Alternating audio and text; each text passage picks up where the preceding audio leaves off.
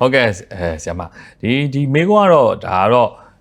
အခုဆိုရင် CGM ပေါ့နော် CGM ပြောနေပြီးတော့ CGM ဆိုတာခန္ဓာကိုယ်ထဲမှာတက်ထားတဲ့ဇလီရဲ့ပြီးရင် data ကိုအမြဲတမ်းပေါ့နော်သူက continuous တိုင်းနေတာကိုလည်းမြင်ရတယ်ပေါ့နော်အဲ့တော့ဒီလူနာသိကျင်တာကသူစားလိုက်တယ်ပေါ့နော်အစားပြီးဒီဆက်မှာ data changes ကိုတဲ့ဘယ်ချိန်လောက်ဆိုရင်သူဟိုပါပေါ့နော်တိလို့ရပြီလေပေါ့နော်အဲ့ဒီပေးတာဟုတ်ကဲ့ဟုတ်ဒီ glucose ပြောင်းလဲကိုတော့ဆက်က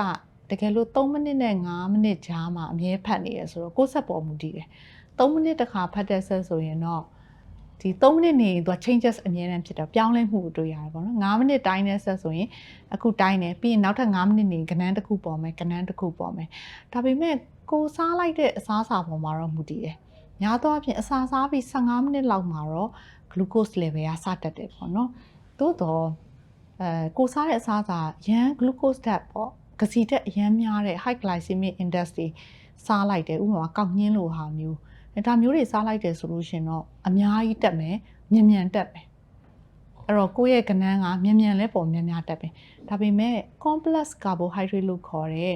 ပေါ့နော်ဒီ whole grain လိုဂျုံမျိုးဒါလိုဟာမျိုးစားရင်တော့တက်မယ်နှီးမယ်အဲ့တော့ဘယ်ချိန်မှစပေါ်လဲလို့ပြောရင်ဖြေရတာကကိုစားတဲ့အစားအစာပေါ်ပဲမူတည်တယ် protein ဓာတ်တို့ဘာလို့စားလို့ရှိရင်အခုတောက်လိုက်တယ်မနွားနို့တို့ဘာလို့ချက်ချင်း glucose ဝုန်းဆိုမတက်ဘာလို့သူက complex ဖြစ်တဲ့ကြောင့်မလို့သူ့ရဲ့ level ကြီးဖြည်းဖြည်းချင်းမှပဲ glucose ကသွေးထဲကိုရောက်မယ်ပေါ့နော်ခုနပြောခဲ့တဲ့ဂျုံwhole grain လိုဂျုံမျိုးတွေဒါမျိုးတွေစားမယ်ဆိုရင်တော့ဖြည်းဖြည်းချင်းမှသူကစီးကျူကတက်လာမယ်အခုကောင်းညင်းလိုဟာမျိုးစားလိုက်တယ်ဆိုရင်မြန်တက်မယ်များတက်မယ်အဲ့တော့ဆက်ကတော့3မိနစ်နဲ့5မိနစ်ကြာမှာပေါ်မယ်အဲ့တော့ဘယ်လောက်မြန်မှာတက်မလဲဆိုတော့ကိုစားတဲ့စားစာပေါ်တော့မူတည်ပါတယ်။တမန်တော့တကယ်တော့ဝါးနေတုံးဆိုတော့မတက်ပါဟုတ်တယ်မလား။မျိုးချလိုက်ပါ။နော်အဲ့လိုပြောတယ်။ဒါကြောင့်မို့သူက15မိနစ်လောက်ဆိုရင်တော့စပြီးတော့အကျန်းအပြင်ပေါ့လေပုံမှန်အဖြစ်တော့ဘယ်စားစာမျိုးမလို့အစားပြီးတော့15 minutes ပေါ့15 minutes ဆိုရင်တော့ glucose changes စတယ်။အဲ့ဒါဘိုက်ထဲရောက်ပြီး15မိနစ်ပေါ့15မိနစ်ပေါ့အဲ့ဒါဆိုရင်တော့စပြီးတော့ပြောင်းလဲတယ်လို့ပြောတယ်။တိုးတော်လဲများတက်မယ်မြန်တက်မယ်ဖြည်းဖြည်းမှတက်မယ်ဆိုတာတော့သူရဲ့အစားအစာပါဝင်မှုပေါ်မှာတော့မူတည်ပါတယ်။ဟုတ်ကဲ့ဒီနောက်ဆုံးမေးခွန်းပေါ့နော်နောက်ဆုံးမေးခွန်းကတော့ဒါဒီလူနာမေးထားတာပေါ့နော်တချို့စီးကြိုလူနာတွေပေါ့နော်သူတို့စီးကြိုဖြစ်လာကြတဲ့ခါကျရင်သူတို့ရဲ့ခန္ဓာကိုယ်ရဲ့ဒီပြောင်းလဲမှုကိုသူတို့က awareness ရဒါကိုကျွန်တော်သိရပေါ့နော်ဘာလို့လဲဆိုတော့အဲ့တော့ဒီလူနာတော့ဘာကိုသူကသိကျင်လာလဲဆိုတော့အဲ့ဒီသူခန္ဓာကိုယ်မှာသူခံစားမိတဲ့ awareness နဲ့ဒီ CGM set မှာပေါ့နော်သူတက်ထားတော့မှာပေါ်တဲ့ data ပေါ့နော်ဒီနှစ်ခုကတယ်လီမဖြစ်ဘူးเนาะမကိုက်ညီဘူးပေါ့เนาะအဲ့ဒါဆိုရင်တဲ့သူတိကျဘာလုပ်ရမလဲပေါ့เนาะအဲ့လေးလည်းဖြေပြပါဦးဗျာဟုတ်အဓိကတော့တိတ်ပြီးတော့စိတ်ထဲမှာဘဝင်မကြဘူးတိတ်ပြီးတော့convince မဖြစ်ဘူးစိတ်ထဲမှာတမျိုးလွဲနေတယ်ထင်တော့လက်ထိပ်ပဲဖောက်ကြည့်လိုက်ပါglucometer ဖောက်လိုက်ပါဘာလို့လဲဆိုတော့ဒီ CGM နဲ့လက်ထိပ်ရဲ့အဖြေကမြန်တက်သွားတဲ့စီးချိုမျိုးနဲ့မြန်ကျသွားတဲ့စီးချိုမျိုးဆိုရင်နည်းနည်းလေးကွာသွားတတ်တယ်။ဘာလို့လဲဆိုတော့တိုင်းတဲ့နေရာမတူလို့ပဲပေါ့နော်။အဲ့တော့ CGM ဆက်ကအနည်းငယ်နောက်ကျပြီးတော့ကျန်နေတတ်တယ်။ဆိုကြပါစို့စီးချိုက300တက်သွားတယ်။ CGM 250လောက်ဖြစ်နေတယ်။ဒါပေမဲ့သူဒီနောက်တစ်ချိန်မှာတော့300ပြမယ်ပေါ့နော်။အဲ့တော့တက်ထားတဲ့ဆိုင်ကျတာပူအန်တီရများပါတယ်။အဲ့တော့ကိုယ်စိတ်ထဲမှာစီးချိုကြတယ်လို့လက္ခဏာတွေပေါ့ညင်တုံတယ်လို့ချွေးစည်းပြန်တယ်လို့ဒါမျိုးတွေဖြစ်လာပြီးကြတယ်လဲထင်တယ်ဆိုရင်တော့ CGM ရဲ့အဖြေကြတာကိုမဆောင်မဲနဲ့လက်ထိတ်ကိုအမြန်ဆုံးဖောက်ပြီးတော့ correct လုပ်လိုက်ပေါ့နော်အမြန်ဆုံးလားဒါပေမဲ့ဒါဆိုရင်ဘာလို့ CGM ဆက်ကြီးက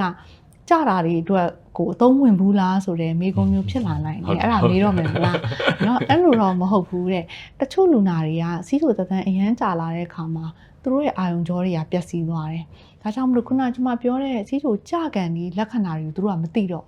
အဲ့ဒါကို hypoglycemia and awareness လို့ခေါ်တယ်ဆိုကြပါစို့စီးချိုက80 level မှာချွေးစည်းပြန်ရမယ်ရင်တုံရမယ်60လောက်ဆိုရင်မူးလာမယ်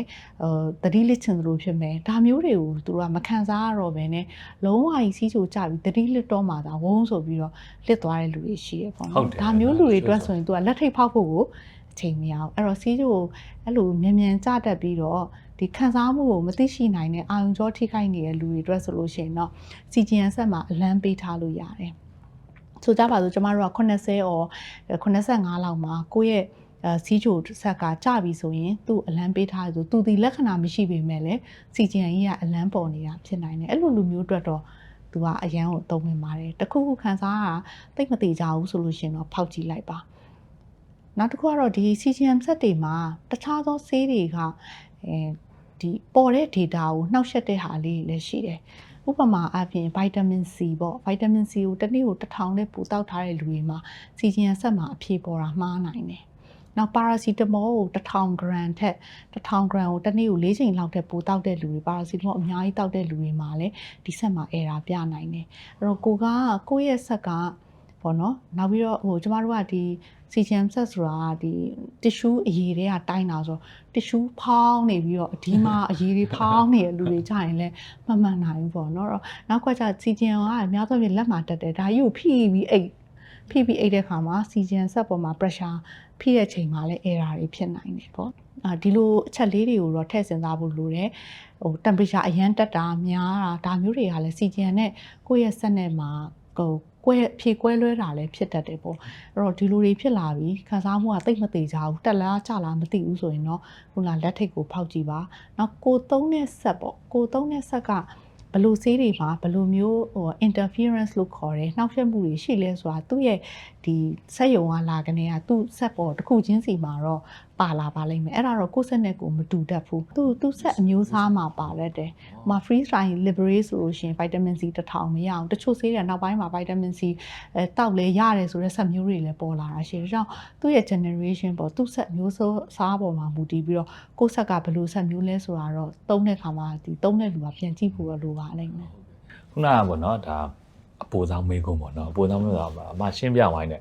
CGM ဆိုတာတကယ်တော့စီးကြိုတက်တာကိုလည်းမိကျင်တယ်စီးကြိုနှိမ့်သွားတာကိုလည်းမိကျင်တယ်ပေါ့နော်လူနာပေါ့နော်အသက်ဆုံးရှုံးမှုကလေအများကြီးတက်တာနဲ့နှိမ့်ကြပါနဲ့ဘယ်ဟာပို့ပြီးတော့ probability မြင့်လဲပေါ့နော်ဘယ်ဟာမှတက်တာလည်းမကောင်းကြတာလည်းမကောင်းပေါ့နော်သူက CGM မှာတက်ကြဆိုလို့တခုပါလေဒီ14ဘတ် result ထွက်လာရင်သူကဘာပါလဲဆိုတော့ကျွန်မခုနပြောခဲ့တဲ့ time in range ခေါ်တယ်ပေါ့ time in range ဆိုတာစီးချို80ကနေ180အတွင်းကိုတက်ထားတဲ့အချိန်ရဲ့80ရာခိုင်နှုန်းထပ်ပို့ပြီးရောက်ရင်ကောင်းတယ်ဒါပေမဲ့အဲ့တစ်ခုတည်းကြည့်လို့မရဘူးလေသူ့ရဲ့အောက်မှာနောက်ထပ်တစ်ခုပါတယ် CB လို့ခေါ်တယ် CB ဆိုတာစီးချိုတက်ကြနှုံးလို့ပဲဘာသာပြန်တာပေါ့တက်ကြနှုံးက36ရာခိုင်နှုန်းထက်ပိုများရင်လည်း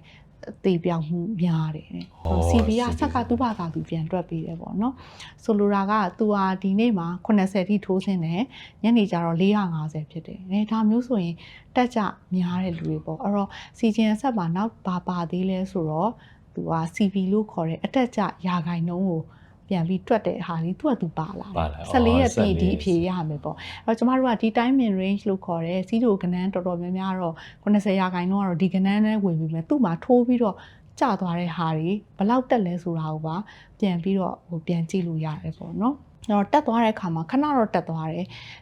ဒါပေမဲ့အရန်တက်လို့ရှိရင်ဖြစ်တဲ့ယောဂဘယ်လိုဟာမျိုးလဲဆိုတော့ DKA လို့ခေါ်တဲ့ acid တက်များတာနဲ့ HHS လို့ခေါ်တဲ့စီးချိုအရန်တက်တဲ့ဟာပေါ့ဒါတွေကတော့ anti ရှိနိုင်ဒါပေမဲ့သူကအခုတက်ရုံနဲ့ချက်ချင်းမဖြစ်ဘူးရက်တေးပါရက်နည်းငယ်ကြာမှဖြစ်တယ်ပေါ့ဒါပေမဲ့ကျသွားရင်တော့ခုနပြောတဲ့ hypoglycemia ကနှလုံးကိုလည်းထိခိုက်နိုင်တယ်။နောက်အုံနောက်ကိုလည်းထိခိုက်ပြီးချို့ဆိုတတိတွေပါတက်သွားတယ်ထိကိုမောင်ဝင်သွားတယ်လို့မောင်ဝင်သွားတယ်။အဲ့ဒါကိုပြန်ပြီးတော့မြန်ပြန်ပြီးတော့စီးချိုကိုပြန်ပြီးတော့တက်အောင်မလုပ်နိုင်ဘူးဆိုရင်သူကလေဖြတ်တယ်လို့ပဲဒီအာယုံကြောတွေချိုးရင်းသွားတတ်ပါတယ်။ကြာတာတော့ပူကြောက်ရတယ်ဒါပေမဲ့တက်လည်းမကောင်းဘူးကြာလည်းမကောင်းဘူးအတက်ကြများရင်လည်းထပ်ပြီးတော့မကောင်းဘူးပေါ့နော် CV လည်းမကောင်းဘူးအဲ့ဒါလေးပြောချင်ပါတယ်။ကျွန်တော်ကတော့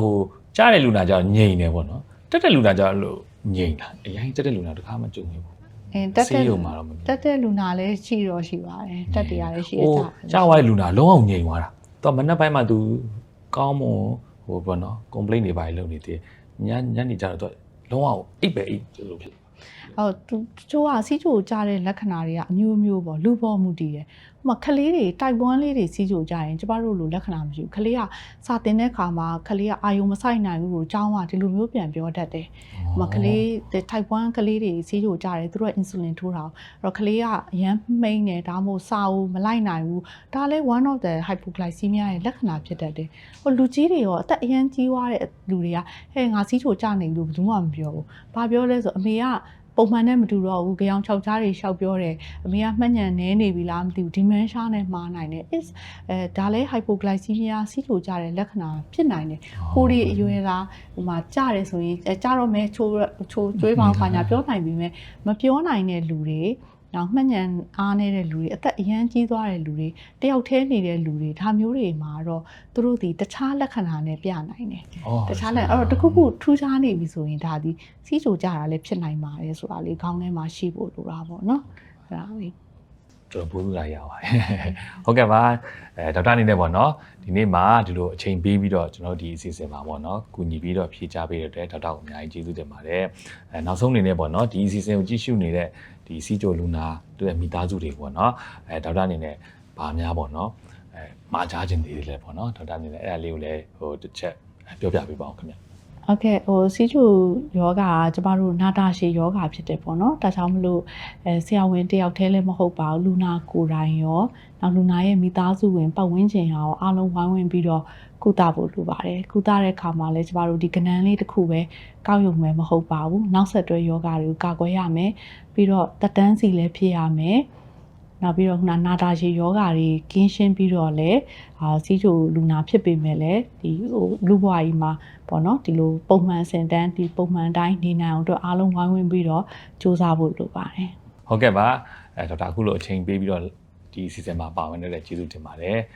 ကျွန်တော်ဒီအစီအစဉ်ကိုကြည့်ရှုနေတဲ့သူများလည်းပေါ့နော်အခုခင်မီနီးပညာ CGM ပေါ့နော် CGM ဆိုတာဘာလဲ CGM ကောင်းခြင်း CGM ကိုကဘယ်လိုအသုံးချလို့ရသလဲ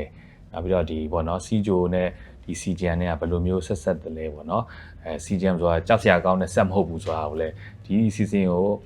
ကြည့်ရှုနေတဲ့လူနာနဲ့လူနာရှင်များလည်းနားလည်သဘောပေါက်မယ်လို့ကျွန်တော်တို့မျှော်လင့်ပါတယ်အားလုံးကိုကျေးဇူးတင်ပါတယ်